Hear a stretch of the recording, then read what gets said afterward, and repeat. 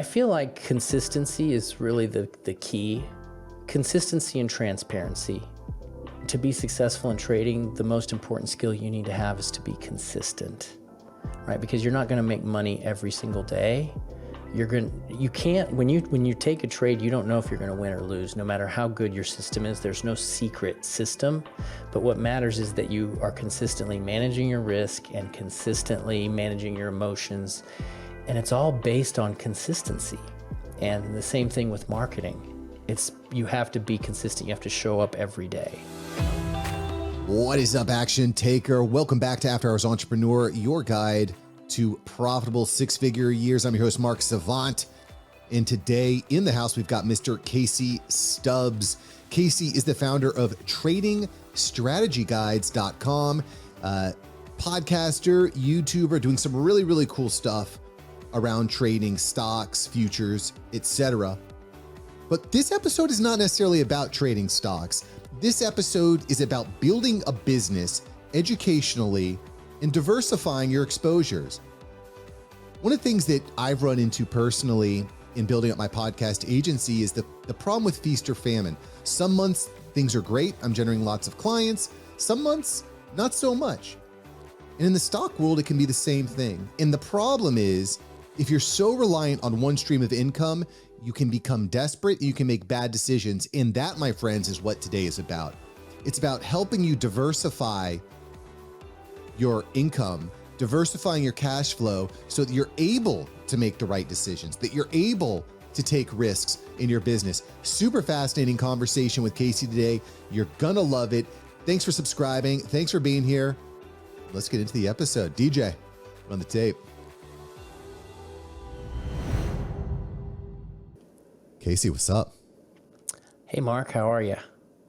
I am killing it, loving life, excited to talk about your trading business today and how it's been diversified. You've got a really fascinating story, so I'm excited to get into that with you here today if you are ready. I am ready. Cool. So, and I was trying to kind of think about where to start this thing off. So I think I'm going to go back in time. And you started trading, which is kind of led you to where you're at today while you were in the Army. But I want to go back even a little bit further.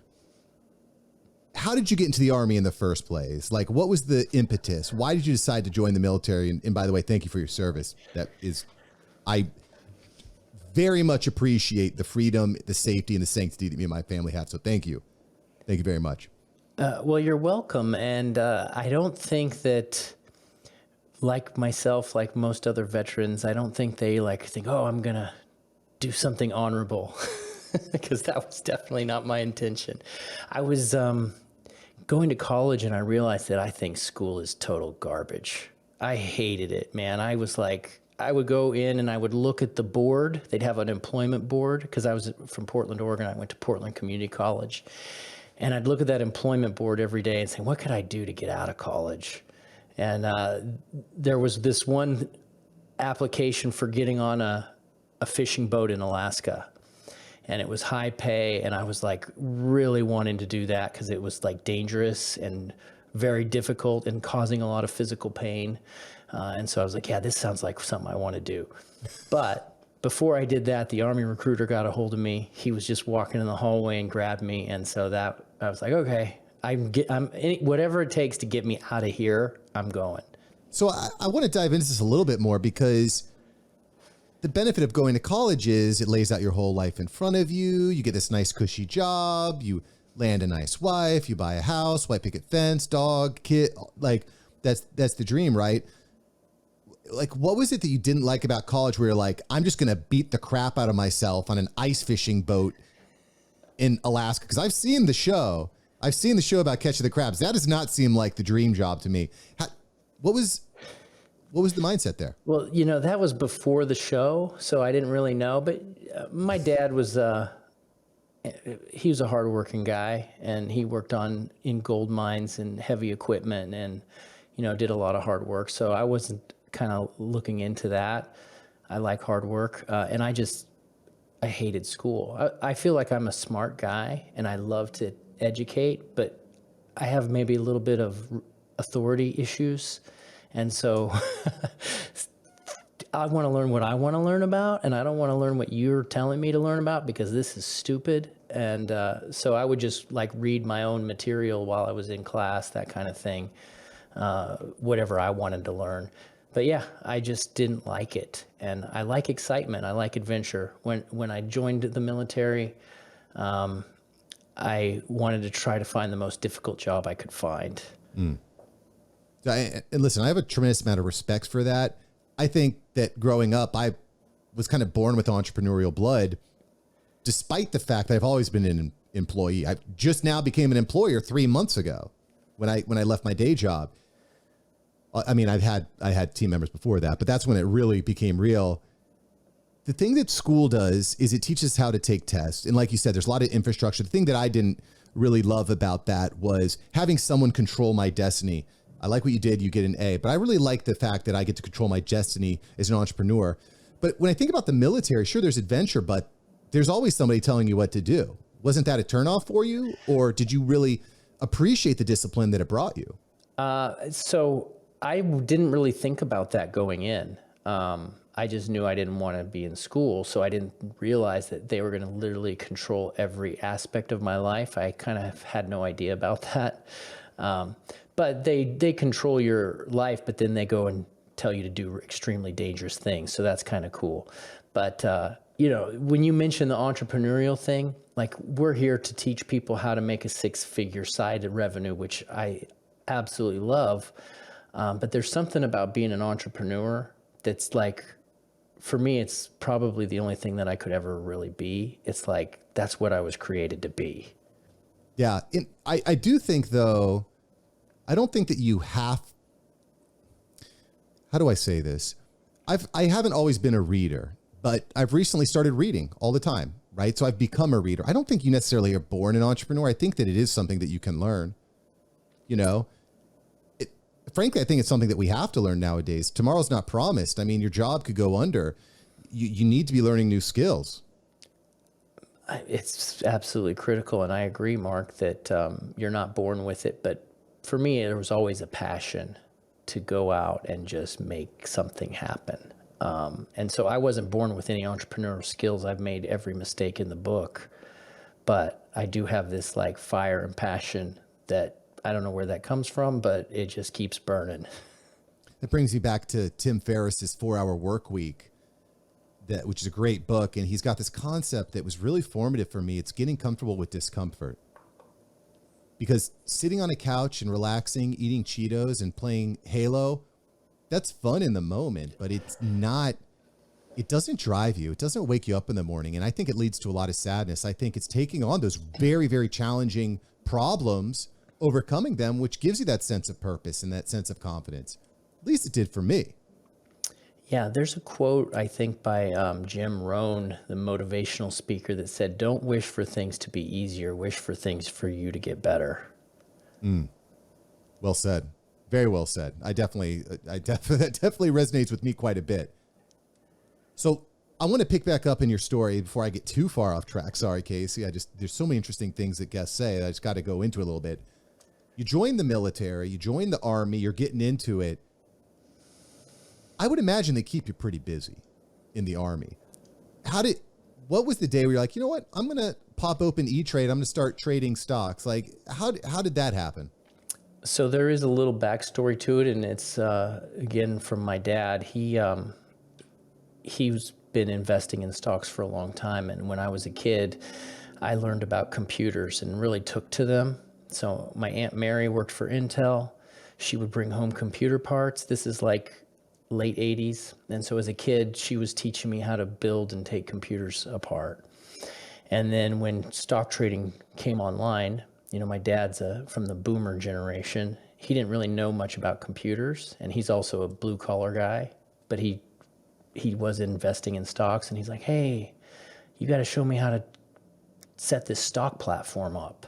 And he didn't even know how to do the computer. So in high school, I set that stock platform up for him. And then I was like, oh man, I can make money doing this. This is amazing. So that's what started it. And then when I was in the Army, I was making a decent amount of money. So I'm like, okay, that's where my money's going, stock market. Interesting. Interesting. Yeah. I mean, and that makes sense. You start to build out the skill, start practicing the skill. It's fun to you. It's interesting to you. But don't you just lose a ton of money day trading? Like I know anytime I get into day trading, it has not worked for me. Like what kept you involved with it while you were in the Army? Like were your bunkmates coming at you and saying like, wow, that's interesting. How did you do that? Like, how did it evolve from there when you got started? Well, most of the guys in the Army were basically what I would call paycheck to paycheck guys. So Sure. they weren't too interested in investing in the markets. I would tell them about it, but they didn't find a lot of interest there. But, sometimes you have this like beginner's luck type thing, which I don't know if you ever experienced that in any of your businesses or anything. Sometimes you start out No. and you fall on your face, and sometimes you get lucky, and I got lucky. I got in at like late 90s, and so that was like the biggest bull run the market had ever experienced. And so I bought a lot of tech stocks, and it just took off on me. And so I made a lot of money. And so by the time I got out of the military, I had a very big nest egg. And it wasn't day trading, it was just buy and hold, but the market did nothing but going up during that time. Brilliant. Brilliant. So let's keep going here, which by the way, my experience, especially with business, has never been striking pay dirt. It's always been try something, fail miserably, learn from it, and continually improve and iterate. And I try to help people avoid the pain now because it can definitely be painful. But Well, that's a blessing though, that you had to learn the hard way the first time. That's kind of a good thing. yeah, I mean, just building up my podcast business. I had no experience in broadcasting and digital media, nothing. And, I had to learn it. All the while watching all the experts, quote unquote, crushing it in front of their Lambos while they, were with their Starbucks laptop job. But anyway, I digress. I think that, for me, like you said, there is a bit of a blessing having to go through the dirt, the muck, the trials. If I had to theme out this episode, that's what it would be so far. It's those hardships make you stronger and more resilient. And I certainly would not trade them. Yeah, Mark, I agree. Although as I said, I got it easy a few times, but that doesn't last forever. The luck doesn't always run that smooth. So yeah. No, I mean, that's a good point too. Because if you get lucky a couple times, then you maybe don't appreciate what you've built or what you have. Yeah, I know. Well, let me bring it kind of back here. So you get out of the Army, you've started to build up this infrastructure. You've got this wealth. Why not just retire on a beach? Like what happened next? So the next thing I did was I went and got out of the military, sold all of my stock, and invested it in my own business, a carpet cleaning franchise. And the reason I chose carpet cleaning, because that was the first job I got when I got out of the Army. And I was like, oh man, I could do this. It's so easy. And was it? I basically lost everything. Oh my gosh. Okay. So carpet cleaning, not exactly the most sexy job. So how did you find out about the carpet cleaning franchise? You started cleaning carpets for a company, for a business, right? Yeah. And then you decided, hey, this is pretty easy. I can do it on my own. Yeah, I was just, I have this bad habit of looking at numbers in my mind, and I'm not a good math person, but I'm like, okay, I just collected $450 in revenue today from my boss, and he just sat around and ate Cheetos all day. Like, wait a second, this is not good. So I told him, I said, hey, I'm going to go and get this, because I had money. Remember, I just got out of selling all those stocks. So I said, hey, I'm leaving you and I'm going to go start a franchise. And he says, oh, that's a terrible idea. And, I'm like, okay, see ya.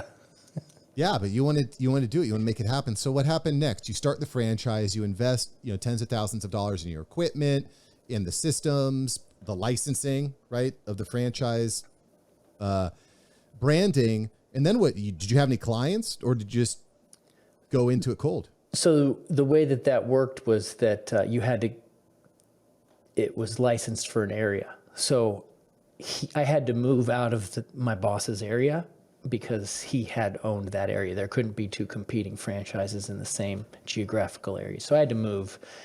And yeah, I put all the money I had into it, and I ran it for a little while, and I just didn't have a marketing plan. So I wasn't great at getting business. You don't really know any of that stuff. I went through like a crash course. They teach you a crash course. They teach you a crash course when you sign up, but I just didn't have enough experience. A couple different things. I was also in the reserves on the side and ended up getting called back to Iraq after that. And plus I had a lot of immaturity, just doing a lot of young, irresponsible stuff. So I wanted to have the success, but I didn't quite have the maturity and responsibility to keep it going. How are you landing clients? Were you getting out and shaking hands? Were you going to insurance companies, businesses? Like, how are you landing clients? My main marketing strategy back then was flyers handed out in the parking lots. Phone book. I had phone book. And phone book. All right. When they had a phone book, when that was the thing. And then I would do ads in the newspaper. That was the primary method. And now I saw all the other great things that I could have done differently. But I didn't, I just didn't quite have the experience for that yet. Yeah. So, I mean, what was I don't want to pry too deeply, but like, what was the big lesson that you took away from that, right? You spent a bunch of money, you built this business and it didn't work out. Like, what's the big takeaway for you? The big takeaway was that I was just not committed the way that I thought that I was. The number one thing for success is commitment. You've got to say, look, I'm going to do this, and no matter what, I'm going to stick with it. And so I just didn't have that. I just didn't have the commitment. Do you think that's because you're doing something you weren't passionate about, or because, like you said, you were immature? Like, why do you think you couldn't commit? Because I would think that, putting tens of thousands, if not hundreds of thousands of dollars into a business, that's a pretty big commitment, right? Yeah. I think what happened was it got a little harder than what I thought. Right. And it wasn't easy. And, plus the immaturity, the alcoholic drug use type thing just really took me down the wrong path. And it didn't officially fail until I got called away for the Army again. And so when I got called away, when I came back, I just decided not to start it up. Gotcha. So, well, then what, right? Your life's been this carpet cleaning, military service. You get back, you decide to close it down. Well, then what did you do next? Well, at that point, I was in a really good relationship with my current wife, and I was just going to start working. And so I got a job as a construction worker after that. And I was still investing, still doing stocks, but I was working construction, and I was also running a couple other side businesses. I just can't help myself. Like, so, I'm doing construction. I'm making homemade fragrant soap in the basement, selling that on the side. Nice Fight Club style, right? You and Tyler Durden. So, pretty much just like that. Yeah. Was your wife involved in that project also, in the soap and these other projects? Yeah, because I'm not really good at telling you what smells good. Like, I could care less about that. Right. Yeah. Right. But it was just an idea. I think it was my father-in-law was like, hey, you should try to sell some soap. I don't know where he came up with that idea. I don't know where it came from. But if somebody gives me an idea, I'm like, I can run with that. Fight Club, probably. He's probably watching Fight Club. He's like, Brad Pitt did it. Why not? Yeah. But I do want just going to kind of take a step back here and give a shout out to all the partners in the background of businesses, because I definitely don't think they get enough credit. I don't think I would be here where I'm at today without my wife's support. She cleaned me up, bro. I was a hot mess.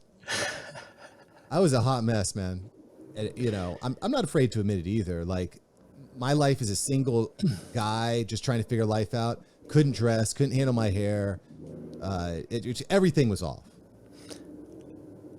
Mark, I want to give a shout out because that's a great point. The people that support us, like I saw this conference and I get mad over this, right? Like, this is an anger thing for me. I've taken a lot of risks and done a lot of things. I've worked really hard, but like when I see like what they call the self-made conference with all these entrepreneurs, celebrating that they're self-made. I'm like, that's the biggest load of BS in the world, because there's no such thing as anyone who's self-made. Everybody has somebody that had some kind of impact in your life. And if you're going to sit there and say you're self-made, that's egotistical, arrogant, idiot talk. Yeah. Or, you know, at the very least, it's a lack of recognizing the help that got there. And, you know, the problem with that too is, you know, you are the average of the 5 people you spend the most time with. If you're trying to do everything all by yourself on your own, I think that's a big mistake. When I look back onto my journey, I kind of had this mentality. I don't want to hire a coach. I don't want to mentor. I don't want to be part of mastermind groups. They're too expensive. I ended up spending tens of thousands of dollars building up the podcast agency, just poof, out the window. In hindsight, I think that if I would have found the right mentor, coach, consultant, etc., and invested in that relationship and in that education, I probably could have gotten to where I was going a lot faster. Not a doubt in my mind. So, Mark, have you made the switch? Do you have any mentors now?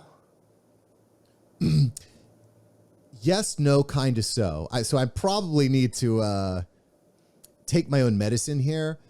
I don't have like a one-on-one coach, but I am part of several mastermind communities, networking groups. And so I think that that's been a big shift in putting more emphasis on that, surrounding myself with the right people. But yeah, I haven't hired like a single coach yet, which probably will be something that happens. It can help give you focus. I've done it. I've gone without having a coach, and I've gone with, and it can definitely help you focus, right? And sometimes we need focus as entrepreneurs because we're juggling so many different things. And so it can help you focus and prioritize. That's what I think a good coach really does. Yeah. Well, the tricky part about starting a business is we can't always see our blind spots, right? I don't know what I don't know, and I got a lot of blind spots. It's fair. It's like we're all experts at pointing out what everybody else is doing wrong, but we can't see our own stink. You know what I mean? I'm too busy looking. Yeah. No, boy, that's a problem, right? And so a great sign of maturity is when you can realize that you might think that you're right, but maybe you're not actually right. Yeah. Yes. But there's a fine balance here too. I have found, and you might resonate with this too, we live in this world where we're getting new information all the time.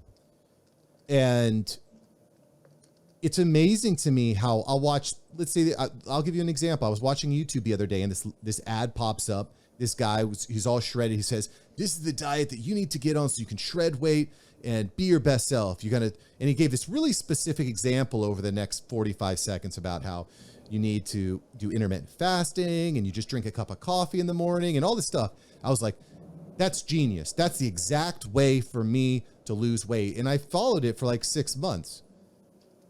But I don't think your body needs protein. Your body needs certain types of nutrients to go with it. So my point here is that it's amazing to me how we will hear, listen, see, read like a really tiny piece of advice completely taken out of context, and then it will warp our entire life around that small piece of advice.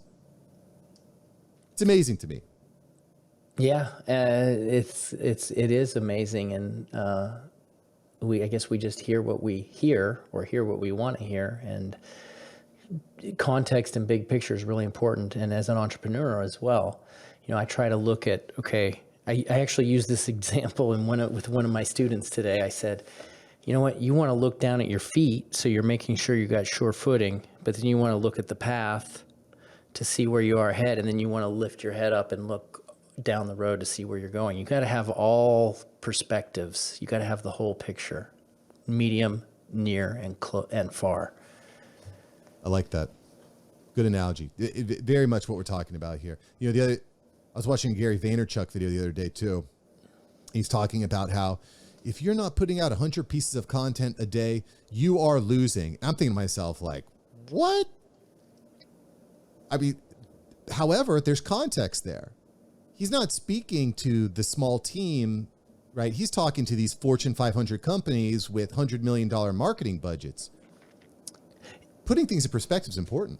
You have to know who he's talking to, because I can't do that. I mean, if we're going to talk about six-figure side hustles, I've got a great content strategy. I'm putting out article content and I'm putting it out on social media, and it's doing great for lead gen. But it took me a while to get to that point. Yeah. Yeah. Well, so I want to get to this point quickly here before the episode's over, right? So you're in the construction business, you leave the construction business, right? It doesn't work out. Market takes a dump. You get left off, you get dropped. What did you do now, right? You've been doing all these little side hustles, the soap, these other projects. What happens next? You get laid off from your job. So I get laid off from my job, and I'm just trying to make things happen. So the first thing is I'm trying to get more work, and I was just interviewing quite a bit, and nothing came through, and just couldn't get a job. So that was a little discouraging, but I'm a tech guy. I've been in tech, been involved with web, and I'm a trader. And so I'm like, you know what? I'm just going to start a trading website. And so I started a trading website, and then hence the second lucky streak. My first lucky streak was when I first started trading. And then my second one was when I started this website, because I had it open for a couple months and I started getting a lot of traffic, and I didn't know how to monetize at all. But I started meeting people that were like, hey, you got a lot of traffic. You should do this. You should do that. And so through there, I learned how to monetize the website. And my first year, which was 2009, I did six figures, and I never had to go back to work after that. That's amazing. So that's 2009. I mean, how were you getting all the traffic back then? So the main way was that, it was so different then, but just a little nugget is I found an article on a website called associateprograms.com, and it was titled, How to Make $1,000 a Month Online. That was the article. And see, you know what I did? I just followed the instructions. That's all I did. And I would read that article daily for a long time. But I would submit it to article directories. That was something that you would do then. You would write content and then spin that content all over the internet with magazines. You don't do that kind of stuff anymore. Like they had e-zine articles, and they would syndicate that article all over the place. And I submitted it to a couple news sites, and the news sites would pick up my content. And that's really how I got the traffic, with some of the bigger news sites picked it up. Brilliant. I mean, you're just leveraging attention. And to your point, attention has changed over the last 13, 14 years. So let's kind of bring people, we've kind of gone through your backstory here in how you went from, broke dad to where you're at now with your giant trading business. I want to ask you some questions about what you're doing now. Okay. Let me lay it up to you and just kind of explain, what's the name of your business? What is your core competency? So my business now, it's a website called tradingstrategyguides.com, and we have free trading education on the website, strategies that someone can use in the market. And it doesn't necessarily have to be day trading. You can apply some of these to day trading. It depends. Some people can trade based off of a weekly, long-term investment. So there's a lot of different time horizons, but essentially we educate people in the financial markets. Love it. So there's a lot of quote unquote financing trading gurus out there. How do you stand out? How do you build credibility? I think that credibility is probably one of the most important things we can all do as business owners, particularly important when you're in the finance industry. How are you building credibility? So you go and get a Lambo and you take shots in front of it. You need bikini babes too. You forgot the bikini babes. No, just kidding. The only reason I said that is because you said that in the beginning of the show. I feel like consistency is really the key. Consistency and transparency. In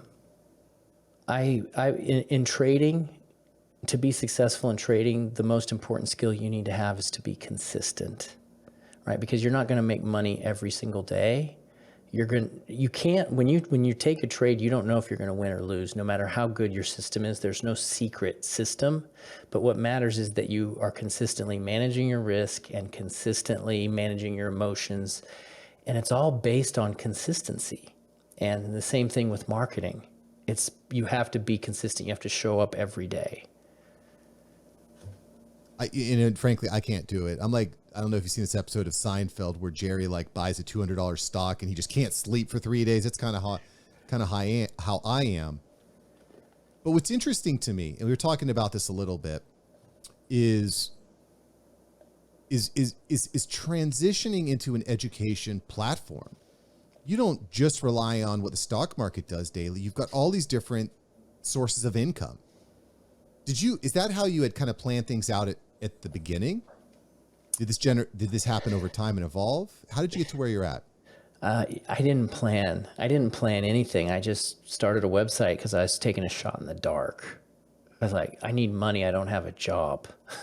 So I didn't plan. Sorry to disappoint the people that were hoping I had a grand plan. I didn't have a plan. But now I have a plan. Now I have like a big, I listened to the Cameron Herold Vivid Vision, and it's a book on how to create your vision. So I got my 3-year vision, my $20 million vision. I've got everything laid out. I'm focusing on my plan all the time. But initially I didn't have a plan. I was just trying to make some money. Well, I love the idea of starting before you have a plan. I freaking love that. I mean, it's scary at first to start before you have a plan. But the reality is it's very easy to get caught up in educating yourself, planning, talking, researching, but you really don't know what's going to happen until you start executing. Mark, I talk to people who spend $50,000 to $100,000 in education before they even take a step. Like, I don't know if you've ever talked to anyone like that, but like one of my first products that I ever bought was in 2010. I bought Jeff Walker's product launch formula, and it's how to do online launches with your product. And I went to the conference and I was talking to everybody, and I bought his product and then did the launch 2 weeks later and paid for the course and then some. I made like $10,000. And I'm talking to everyone there, and I literally think I was the only one at the conference that was doing what Jeff was teaching. Wow. Everybody else was spending, they're like, I bought Jeff's course and I bought Joe's course and I bought Frank Kern's course and I bought and I haven't quite ready to launch yet. It's like, just do it. That's where the learning is. Education without action is just a distraction. I remember in elementary, middle school, high school, Spanish. Spanish was required. It was a required class, a required elective. My final year of Spanish 2 in high school, I remember the teacher, this is after 9-10 years of Spanish, right? The Spanish teacher greets the room. Hola, ¿qué pasa? Me llamo Mrs. God, I can't remember what her name was now. Can't remember what her name was. And she's like, she basically said the entire class is going to be in Spanish. I'm not going to speak English at all while you're in here. I was like, holy crap, I'm going to fail. I don't know any of these words. I didn't know anything. 8, 9, 10 years of Spanish. I had memorized words like I know how to say cat is gato, right? But other than that, I couldn't speak it. 9, 10 years of that. 2 months. I got a job after high school in a restaurant. 2 months in the kitchen, and I was speaking Spanish, baby. I was communicating with the staff, with the kitchen. It's about the action. It's about putting yourself in the middle. It's immersing yourself in the process. You would have been better off, Mark, to like not take the class and just go to Mexico. Yeah. Heck yeah. I would have been way better in Mexico, But that's just it. It's like, it's so easy to say, I'm not ready to start. And I run a podcast agency. This is a pretty common issue I see with people that want to start a podcast. They want to start it, but I'll be ready in 90 days. Once 90 days happens, then I'll be ready. Spoiler alert, you're never going to be ready. It's never the right time. Just do it. You're going to make mistakes. Get over it. I make tons of mistakes. Oh man. A lot. but it's learning from those mistakes. That's where the gasoline comes from. How many That's times do you make the same mistake? Hopefully once. There's one, I hired a guy and it just didn't work out. And then, I didn't let him go fast enough. And then I'm like, okay, I learned from that. And then I did the exact same thing over again. It's like, why? Well, and that happens too. And that's, I think, to your point, part of the reasons why it's valuable to have a coach. You can say, hey, you don't see this blind spot here, but it's there. And I think we need to be humble enough to be able to accept that type of advice too, that type of insight. Yeah. Yeah. And knowing the people that you surround yourself with, they might not always be right, but at least they have your best interests. Like knowing who really cares about you and has your best interest is a lot of wisdom. Yeah. Yeah. 100%. 100%. Although even if someone has your best interest, the advice might not be good. I was working with this client one time. We were trying to think of the perfect name for this person's podcast. And we had slaved over this name. We had worked for weeks on the perfect name, SEO, research, keywords, all that. Came up with the perfect name. 2 days after we had come up with the perfect name, the person messaged me, hey, Mark, my wife was talking to her hairdresser and she thinks that maybe this is a better name. I was like, where are we getting advice from here? Well, did that hairdresser really have her best interest in mind? maybe, but like, what does she know about generating credibility? Is Ray Dalio has a book called Principles, and he says credibility from the people that are giving you counsel is really important. 100%. 100%. That's a book I need to pick up, by the way. I've been really into reading over the past 12 months, 24 months. So that Ray Dalio's Principles has got to be one I pick up. He's got a great YouTube video too, where he kind of walks you through the principles. Great. Yeah. Speaking of YouTube, by the way, your YouTube channel is got like 50,000, 45,000 subscribers. That's amazing. Congratulations, by the way. Thanks. Can you tell me what was the impetus for starting the YouTube channel and when did you start it? So I started, I think, in 2017. It was just part of my overall marketing plan, just to get out there more. And it's really been great to reach people and educate them, because I started out with content with articles. And so it's just really helpful with financial markets to be able to demonstrate on a chart. So most of the videos are a screen capture where I'm looking at a chart explaining what the market is doing while looking at the chart.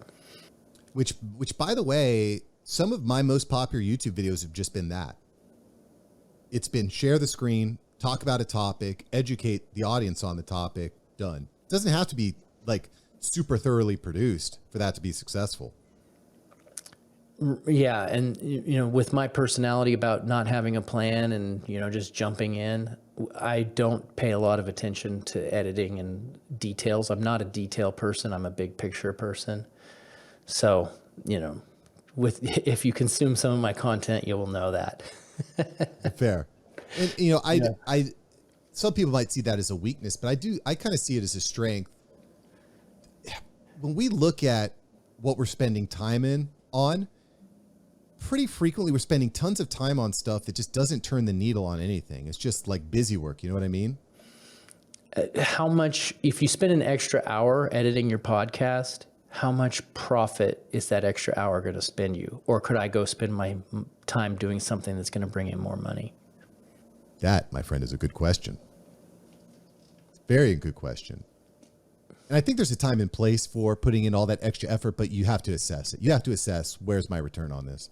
Yeah. And I used to kind of stick my nose up at like the quality side of things, but now I'm getting better. So I kind of have a process. I want to launch something and I want it to be good quality, but the strategy now for me is to consistently improve my quality over time and just to continue to reassess my processes. And, my team helps me out with that because they know how I am and, they help me. The good people, I got good people around me. Hey, they help me with my weaknesses. Yeah, but You absolutely need them. Joanna, love you, baby. You have definitely helped me there. Joanna's my wife, by the way. So I do want to kind of talk about the importance of what you're doing here with the training and the various sources of income. I run an agency. Some months I've got tons of new clients coming in. There's tons of work. I'm landing big sales, big ticket sales, and it is beautiful. Beautiful. Some months are slow. Some months it's like crickets and you're like, what the heck am I going to do? Where's the cash flow? And so because of that, I started building up other sources of revenue. I have a podcast mastermind community, which is great. I know every month I'm getting this. If I lose a couple group members, that's okay. I got 2 or 3 or 4 or 5 more coming in. Day trading is kind of in a similar place, especially recently. The market's been on the downturn, right? And I don't know enough. I know you can like short the market and stuff, but day trading is or not even just day trading, Forex trading in general, it can be hard to predict. Building up other sources of revenue, I think, is an important part of building your business so that you can get to that 6-figure a year, right? It's really important. With trading, you actually cannot predict your revenue. You can follow your process, and if the market gives you a big trade, you can take it. Kind of like what you were saying, sometimes the money comes, sometimes it doesn't, and that's how it is in trading.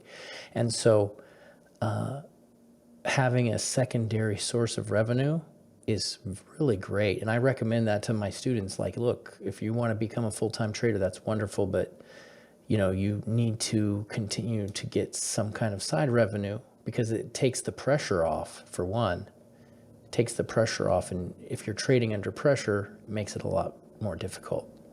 100%. That's another good point. Just kind of finding the similarities between my business and yours. When the pressure is on, you're willing to accept clients that are maybe not a good fit. Because you need the money, you need it now. That's right. Yeah. That's right. And that's not a place you want to be. It's like, I'll do this, like a sponsorship deal or something like, oh, I don't want to do this sponsorship deal. Like, I don't want this person to be my sponsor. It's right. Kind of like taking the product you don't really love or whatever, but you need that money, you need it now type thing. It's like, it's not a fun place to be. No, it's not. It's frustrating for the client or the sponsor. It's frustrating for you because now it's frustrating for everybody. I wasn't expecting that as to get to that point, but having the multiple sources of revenue, having the cash flow alleviates that pressure. I don't wake up every morning like, what if I lose these couple clients? I'll be okay. I've been diversified, and I think that's something that's really important. How many, I don't know how far back you want to pull the curtain, but just if you could just break down, what are the primary sources of income for your business? So it all started with the website and the traffic. And so that's still the foundation, really. So one of the great sources is monetizing my traffic. So how do I do that? I put ads on my website, and I collect leads. And so then I monetize those leads through direct sends. So other trading coaches will ask for if I'm trading currency trading, which is what I do, but maybe another guy's got an options course. So it's not a direct competitor, but he's like, hey, I need traffic. So I sell direct traffic sends to those, to another coach. And what I would do is, the way that we do it is I say, look, here he is. He's got this free report. Go check it out. He's going to give you 5 steps to get started with options trading. So I send an email, and then the traffic comes over, and whoever signs up for that free report, he'll pay me per lead for that. So monetize through ads, monetize through traffic. And then I have a trading course that I sell. So I teach people how to trade. That's another way for monetization. So that's the primary method. And, I mentioned I have a trading podcast. And so one of the ways I monetize through that is I do have sponsorships on the podcast, which generates some revenue. And then I also, most of my guests are trading coaches. And so after I interview them, We build a great relationship, kind of like you and I here. I promote them. I make them look really good. And it's genuine. It's totally genuine because I'm so curious. I just ask a lot of questions. But after the interview's over, I usually ask them how their business is going and if there's anything I can do. And one of the things that I can do to help them is to sell them traffic and even sometimes coach them with their marketing. Brilliant. Referrals, affiliate. It sounds like affiliate programs with people and companies that are a good fit. Right. Ads, podcast, YouTube. You generating AdSense revenue, or is it YouTube? They cut me off and they banned me, and they will not tell me why. And so I still produce the content because it's great because I get all kinds of customers through that, and also sponsorships. Like they're like, hey, I want to sponsor your YouTube video or whatever, but YouTube has cut me off and they will not reinstate me, and they will not tell me why either. Well, I'm not going to go there on this episode because of time constraints, but this is why it's important that you own your relationships. If you're putting all your eggs in the TikTok, the Instagram, the YouTube income basket, you are exposed. You are exposed. And I love those as forms of side income, but that's why I think it's really impressive what you've built, Casey, because if you lose one source of income, you're okay. I've got all these others in place. That's a good place to be when you're building up your 6-figure business. So, Casey, before I let you go here, it is almost time for the world famous After Hours Entrepreneur Rapid Fire. I hope you're ready.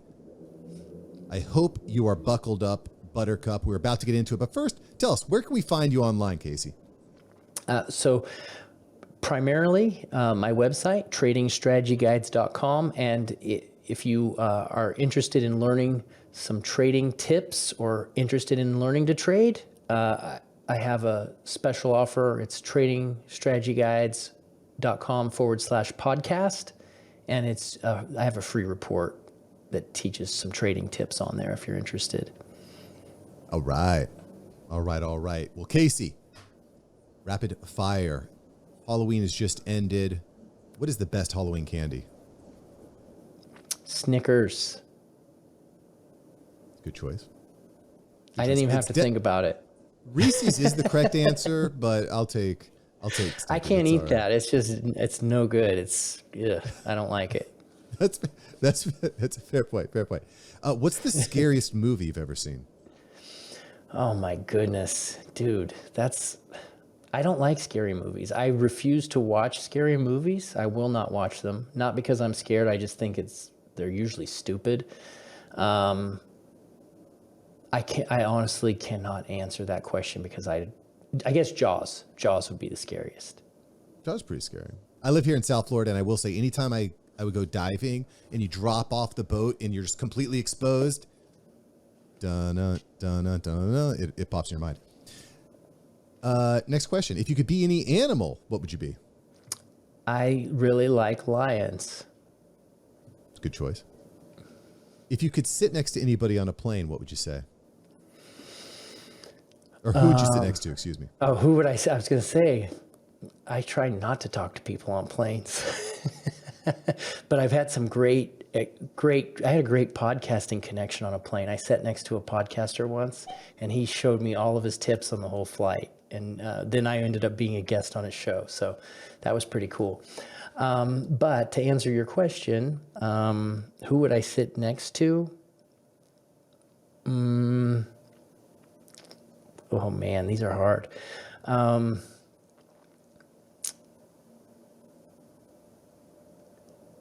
Elon Musk. Very timely time to be sitting next to Elon. I think he could give you some insights. World's richest man, just bought Twitter. If you could live anywhere in the world, where would you live? Western Pennsylvania. Okay, very specific, but I'll take it. That's where I live now. And that is the right answer. Where I live now. I love it. I love where I live. I love it. Where will you be at professionally in 10 years? Professionally, where I'll be at, I am going to hope that most of my goals will be met, and I will be doing quite a few different things, but not as much in the day-to-day business, but more overseeing several different businesses. Bitcoin, overrated or underrated? Underrated. Good question. I'm very fascinated with crypto. Final question here for you. If you had 10 seconds with yourself 10 years ago, what would you say, Casey? Stick with one thing at a time. Wise freaking words. Casey Stubbs, thanks for joining After Hours Entrepreneur, brother. Thanks, Mark. Boom. There you have it. Another epic episode in the books. I hope you enjoyed today, and I hope that you're thinking about how you can diversify your income streams. Super important, super relevant to the health of your business. And that's what we're here for. I want you to go out, take these action steps, and take action yourself. Make the moves, make it happen.